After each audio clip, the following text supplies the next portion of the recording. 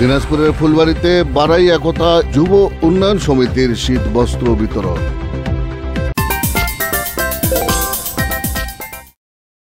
আসসালামু আলাইকুম। এমকে টেলিভিশনের নিয়মিত সংবাদে আপনাদের স্বাগত জানাচ্ছি আমি আশুরা খাতুন নদী। শুরুতেই শুনলেন সংবাদ শিরোনাম, এখন ডেস্ক থেকে বিস্তারিত।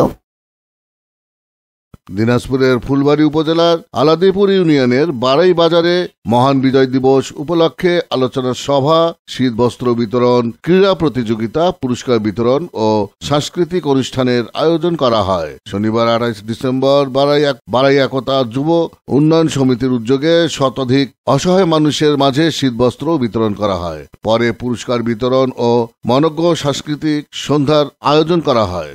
অনুষ্ঠানে সভাপতিত্ব করেন আলাদি ইউনিয়ন বিএনপির সভাপতি মোস্তাকিম রহমান ডালিম। প্রধান অতিথি হিসেবে উপস্থিত ছিলেন দিনাজপুর জেলা যুবদলের সভাপতি আব্দুল মান্নাফ মুকুল। উদ্বোধক হিসেবে উপস্থিত ছিলেন উপজেলা যুবদলের যুগ্ম আহ্বায়ক শিবলি সাদিক। প্রধান মেহমান হিসেবে উপস্থিত ছিলেন পৌর যুবদলের সদস্য সচিব মানিক মণ্ডল। এছাড়াও স্থানীয় বিএনপির নেতৃবৃন্দ উপস্থিত ছিলেন।